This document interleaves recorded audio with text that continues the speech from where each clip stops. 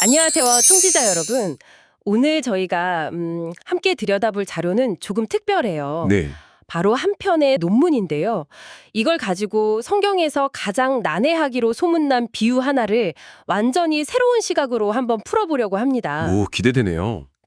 누가복음 16장에 나오는 불의한 청지기 비유라고 혹시 들어보셨나요? 그럼요. 아주 유명하죠. 주인의 재산을 막 퍼돌리던 청지기가 있었는데 네, 해고될 위기에 처하니까요. 네, 주인한테 빚진 사람들 빚을 마음대로 깎아줘요. 그렇죠. 그런데 정말 이상한 건 주인이 이걸 알고도 혼내기는커녕 참 지혜롭게 행동했다고 칭찬한다는 거예요. 맞아요. 상식적으로는 도무지 이해가 안 되는 이야기잖아요. 맞아요. 그래서 신학자들 사이에서도 거의 해석 난이도 최상급으로 꼽히는 본문이에요. 아, 그 정도인가요? 네, 그래서 위기 대처 능력을 가르치려는 거다. 아니다. 당시 중동의 명예문화로 풀어야 한다. 이런 시도들이 참 많았죠. 네네. 그런데 오늘 우리가 볼 논문의 저자는 이런 해석들이 결국 각자 다른 말만 하다가 끝나는 평면적 사고에 갇혀 있다고 봐요. 평면적 사고요? 네. 마치 바닥에 구슬을 흩어놓으면 서로 부딪히기만 할 뿐이지 어떤 입체적인 모양도 만들어내지 못하는 것처럼요. 서로 충돌만 한다는 거죠. 아, 바로 여기가 오늘 이야기의 핵심인데요. 이 논문이 제시하는 해법이 정말 기발해요. 그렇죠. 바로 수학 시간에 들어봤을 법한 메비우스의 띠를 가져와서요. 이 비율을 차원적으로 해석하자는 거예요. 네, 차원이라는 키워드가 중요합니다. 단순히 글자만 보는 게 아니라 그 너머에 있는 보이지 않는 영적인 차원에서 이 이야기의 진짜 의미, 그러니까 회계란 무엇인지 탐색해 보는 거죠. 굉장히 흥미롭지 않나요? 그렇죠. 이 논문의 가장 큰 전제가 바로 성경을 차원적으로 봐야 한다는 거거든요. 차원적으로 본다. 논문에 실린 그림을 보면 이해가 쉬운데요. 우리가 눈으로 읽는 성경 본문, 그러니까 B는요, 사실 더 높은 차원에 존재하는 하나님의 작정, 즉 A라는 실체가 이 세상에 들이운 그림자 같은 거라는 개념이에요. 잠깐만요. 그럼 우리가 성경을 읽는 건 실체가 아니라 그림자를 보고 있다는 말씀이시군요. 네, 바로 그거예요. 그러니까 그림자의 모양만 보고 이게 고양이다, 강아지다 이렇게 판단해서는 진짜 모습을 알 수 없다는 거네요. 정확합니다. 문자 그대로의 해석, 논문에서는 이걸 X값이라고 부르는데 여기에만 머물면 그냥 그림자의 윤곽만 짚는 셈이죠. 아, 실체의 진짜 의미, 즉 Y값에는 닿을 수가 없어요. 여기서 하나님의 작정이라는 실체는 뭐냐면 창세 전부터 계획된 성도의 구원이에요. 구원. 네. 그래서 성경의 모든 이야기는 이 구원이라는 강력한 중력점을 향해서 시공간처럼 휘어져 있다는 게 이 논문의 주장입니다. 휘어져 있다는 표현이 굉장히 와닿네요. 그렇죠. 그럼 제가 이해한 게 맞는지 한번 예를 들어볼게요. 네네. 금식을 생각해 보면 X값, 그러니까 문자적 행동은 그냥 밥을 안 먹는 것이잖아요. 그렇죠. 그런데 성경이 말하는 진짜 금식, 즉 Y값은 억압받는 사람을 풀어주고 굶주린 사람과 음식을 나누는 것이라고 하죠. 맞습니다. 이건 완전히 다른 차원의 이야기네요. 밥을 굶는 행위 자체가 중요한 게 아니라 그 행위를 통해 도달해야 할 목적이 따로 있다는 말씀이시군요. 바로 그거예요. 그런 차원적인 눈으로 봐야만 비로소 성경의 진짜 메시지가 보인다는 거죠. 알겠습니다. 성경을 그림자처럼 봐야 한다는 차원적 해석이 이 논문의 기본 전제군요. 네. 그런데 이 복잡한 차원을 어떻게 시각적으로 이해할 수 있을까요? 여기서 그 독특한 수학 개념이 등장하는 거죠. 네. 드디어 메비우스의 띠가 나옵니다. 네. 아마 다들 학창 시절에 종이띠를 한번 꼬아서 양끝을 붙여 만들어 보셨을 거예요. 그럼요. 그냥 동그랗게 붙인 고리는 안과 각, 면이 두 개잖아요. 그렇죠. 그런데 딱 한 번 꼬았을 뿐인데 메비우스의 띠는 안과 밖의 구분이 사라진 단 하나의 면만 갖게 돼요. 맞아요. 개미 한 마리를 올려놓으면 띠의 모든 면을 기어서 제자리로 돌아오죠. 네, 분명 안쪽을 걷고 있었는데 어느새 바깥쪽을 걷고 있고. 맞아요. 정말 신기한 도형인데 이걸 어떻게 신학적으로 가져온다는 거죠? 논문은 이 메비우스 띠의 네 가지 특징을 빌려와서 구원의 여정을 설명해요. 네 가지 특징이요? 네, 첫 번째 특징이 방금 말씀하신 편측성, 즉 면이 하나라는 거예요. 하나의 면, 논문은 이걸 성도의 거룩성과 연결시키더라고요. 거룩성. 우리의 일상적인 시간, 크로노스와 하나님의 특별한 시간, 카이로스가 분리된 게 아니라 안팎이 이어진 하나의 면처럼 연결된 삶, 그게 바로 거룩한 삶이라는 거죠. 일상과 신앙이 분리되지 않는 삶이라. 와, 멋진 비유네요.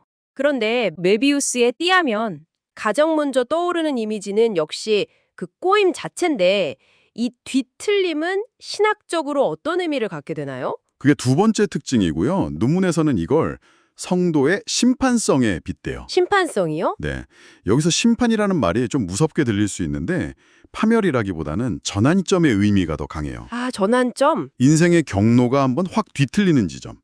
옛사람이 죽고 새 사람으로 다시 태어나는 결정적인 순간인 거죠. 2차원의 평면이 3차원의 공간이 있어야만 비틀릴 수 있는 것처럼 우리 삶도 더 높은 차원의 존재, 즉 하나님의 개입이 있어야만 이런 근본적인 뒤틀림이 가능하다고 봐요. 단순히 방향을 바꾸는 게 아니라 존재 자체가 한번 꼬여버리는 거군요. 맞습니다. 그 뒤틀림을 통과하고 나면 모든 게 달라지겠네요? 세 번째 특징이 비방향성인데 이건 뒤집힌다는 뜻이죠? 네, 그리고 이게 성도의 회개성을 상징해요. 회개성. 한번 생각해 보세요.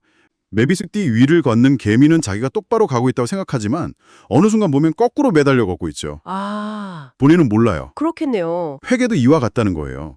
세상 관점에서는 완전히 뒤집힌 삶인데 그 길에 들어선 사람은 그게 가장 올바른 길이라고 느끼게 되는 거죠. 와, 가치관의 중력 방향이 바뀌는 것 같아요. 나를 드러내는 삶에서 나를 부인하는 삶으로 180도 바뀌는 패러다임의 전환인 셈입니다. 와, 그 개미 비유는 정말 소름이 돋네요.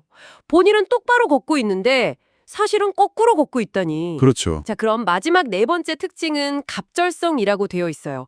길이가 2배가 된다는 건데 잠깐만요. 띠를 한 번 꼬았을 뿐인데 길이가 2배가 된다고요? 그건 정말 직관에 반하는 결과인데요. 그렇죠. 이게 뮤비스띠의 또 다른 신비인데 실제로 띠의 중심선을 따라 한 바퀴를 돌면 원래 원통형 띠의 안팎을 모두 돈 것과 같은 길이, 즉 2배의 길이를 걷게 돼요. 아, 정말요? 네. 논문은 이걸 성도의 중생성, 즉 거듭남과 연결해요. 중생, 거듭남. 성도는 이 땅에서 육신으로 태어난 첫 번째 삶과 그 뒤틀림을 통과한 후에 거듭난 삶이라는 두 번의 삶을 살게 된다는 상징으로 보는 거죠. 솔직히 말씀드리면 학창시절에 메비우스의 띠를 만들면서 그냥 신기한 장난감이라고만 생각했는데 다들 그렇죠. 여기에 이런 깊은 인생의 원리가 담겨 있을 줄은 상상도 못했네요. 네. 이 모델을 논문에서는 구체적으로 EMS 서클링이라고 부르던데요. 네. 출애굽의 메비우스 띠 순환, 영어로는 엑소더스 메비우스 스트립 서클링의 약자예요. 아하. 이 추상적인 메비우스 띠 모델을 실제 성경 이야기인 출애굽 사건에 대입해서 구원의 여정을 구체적으로 보여주는 거죠. 아, 그래서 출애굽이군요. 그럼 이스라엘 백성의 여정이 이 메비우스의 띠와 똑같은 구조를 가진다는 거네요. 네. 놀라울 정도로 딱 들어맞아요. 와. EMS 서클링은 크게 세 부분으로 나뉘는데요. 첫 번째는 전반부, 즉 불의의 때예요. 불의의 때. 이건 메비우스티의 평탄한 첫 부분처럼 옛사람의 시기죠. 이스라엘 백성이 이집트에서 노예로 살던 모습에 해당해요. 그러다가 결정적인 전환점을 맞이하겠군요. 바로 그 뒤틀림의 순간이요. 네. 출애굽 사건에서는 6월절 어린 양의 피와 홍해를 건너는 사건이 바로 이 뒤틀림이자 심판의 순간이죠. 그렇죠. 하나님의 강력한 개입으로 이집트라는 옛삶과 완전히 단절되는 지점이잖아요. 그리고 홍해를 건넌 후에는 완전히 새로운 삶이 시작되죠. 이게 후반부겠네요. 네. 중생의 때, 새 사람의 시기죠. 아, 이스라엘 백성은 광야에서 만나와 메추라기를 먹으면서 하나님의 백성으로 새롭게 빚어지는 시간을 가져요. 이 옛사람, 즉 이집트에서 심판 뒤틀림인 홍해를 거쳐서 새 사람인 광야로 나아가는 구조. 이 EMS 서클링이 바로 논문이 불의한 청지기 비유를 풀어내는 핵심 열쇠입니다. 알겠습니다. 자, 그럼 이제 모든 준비가 끝난 것이겠네요. 네, 이 강력한 렌즈, EMS 서클링을 가지고 드디어 오늘 우리의 주인공인 그 불의한 청지기 이야기로 돌아가 보죠. 과연 어떻게 보일지 정말 궁금한데요. 완전히 새로운 그림이 펼쳐져요. 오, 비유를 한 구절씩 이 모델에 맞추어 해체해 볼게요. 네? 먼저 청지기는 누구고 주인의 제사는 뭘까요? 그게 제일 궁금해요. 논문은 청지기를 당시 예수님 앞에서 설교를 듣고 있던 이스라엘 백성, 특히 바리새인들로 봐요. 아, 바리새인들. 그리고 그들이 주인인 하나님께 맡은 제사는 바로 율법 그 자체고요. 아, 청지기가 바리새인이고 재산이 율법이다. 네, 그럼 그 청지기가 재산을 낭비했다는 건 율법을 잘못 사용했다는 뜻이 되겠군요. 그렇죠. 어떻게 잘못 썼다는 걸까요? 율법이 진짜 목적, 그 Y값을 무시한 거죠. Y값. 율법의 본래 목적은 나는 죄인이구나. 그래서 구원자가 필요하구나를 깨닫게 하는 건데 그들은 율법 조항들을 지키면서 나는 이렇게 의로운 사람이야 라고 자기 자신을 포장하고 드러내는 데 사용했어요. 이게 바로 외식이죠. 아, 논문은 여기서 바리새인들이 사랑했다는 돈이 바로 이 눈에 보이지 않는 자산, 즉 자기의라는 무형의 재산이었다고 꿰뚫어 봐요. 와, 소름 돋네요. 율법을 가지고 자기의라는 영적인 재산을 쌓는데 허비했다는 거군요. 네, 그러다가 결국 주인에게 해고 통보를 받고요. 맞습니다. 이 해고 통보가 바로 그 뒤틀림의 순간이겠네요. 정확합니다. 그 해고 통보가 바로 심판이에요. 심판. 예수님이 오셔서 너희가 의지하던 율법의 시대는 끝났다. 이제 은혜의 시대가 시작된다고 선포하신 거죠. 아, 옛 시스템 전체가 무너지는 충격적인 사건. EMS 서클링의 전환부인 셈이에요. 자, 이제 정말 가장 이해하기 어려웠던 부분이에요. 네, 해고당한 이 청지기가 갑자기 주인에게 빚진 사람들을 불러서 빚을 막 탕감해 주잖아요. 그렇죠. 기름 100마를 빚진 사람에겐 50말만 내라고 하고 밀 100석을 빚진 사람에겐 80석만 내라고 하고요. 이게 왜 도둑질이 아니고 지혜로운 행동이 되는 거죠? 여기가 이 논문 해석의 백미인데요. 생각해보세요. 청지기는 이제 해고당했어요. 그가 평생 쌓아온 자기의라는 재산은 파산 선고를 받은 거예요. 그렇죠. 그는 더 이상 옛날 방식으로 일할 수 없어요. 그가 할 수 있는 유일한 일은 뭘까요?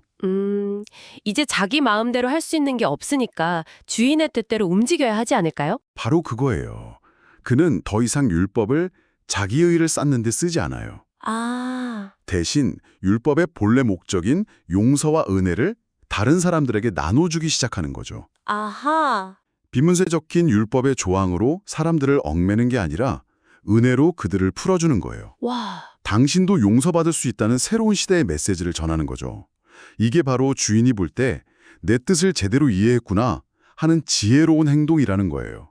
진정한 회개이자 거듭난 삶의 시작이죠. 아. 그러니까 비탄감은 다른 죄인들을 자유롭게 해주는 전도 사역을 상징하는 거군요. 네, 맞습니다. 관점을 완전히 바꾸니까 퍼즐이 맞춰지네요. 그럼 비유에 나오는 기름 100말, 밀 100석 같은 구체적인 빚의 내용도 의미가 있나요? 네, 논문은 그것까지도 해석해요. 숫자 100은 완전함을 뜻하고 기름과 밀은 성경에서 각각 하나님의 말씀과 축복을 상징해요. 네네. 즉, 이스라엘이 하나님의 말씀을 온전히 불순종해서 100% 빚진 상태가 되었다는 풍자라고 보는 거죠. 아, 청지기가 그 빚을 50으로 80으로 깎아주는 건 불완전한 인간의 행위로는 결코 빚을 다 갚을 수 없으니 오직 은혜로만 구원받을 수 있다는 새 시대의 복음을 선포하는 행위라는 겁니다. 오늘 이 논문을 통해 불의한 청지기가 완전히 다른 인물로 보이네요. 그렇죠.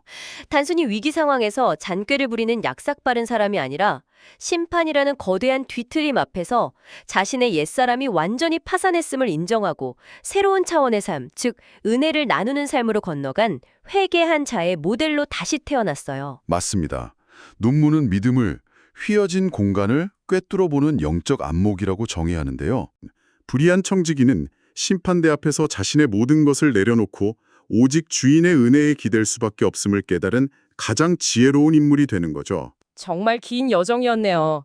하나의 비유를 이해하기 위해 차원과 메비우스의 띠까지 동원해야 했지만 그럴 만한 가치가 있었던 것 같습니다. 네, 마지막으로 청취자 여러분께 이런 질문을 하나 던져보고 싶어요. 네. 이 논문의 시각처럼 말이죠.